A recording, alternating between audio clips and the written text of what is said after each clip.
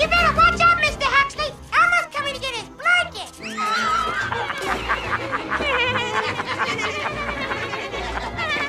Oh, that's rich, huh? He's little red, and he's coming to get his blanket. Excuse me, boss. Didn't you hear the little guy? He's taking his first step. Shouldn't we do something? Well, ordinarily I wouldn't. But I am feeling a bit sussy today, huh?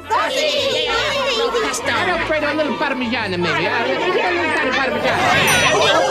Perhaps I shall toy with the little red monster. But how? No, let me think. Wow, his eyebrows are huge. Those aren't eyebrows. That's my lungo.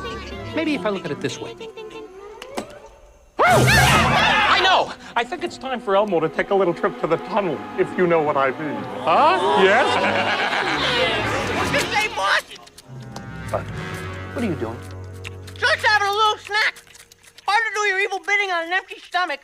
Oh, sure. Listen, Bug, listen good. Are you listening? Get back to work!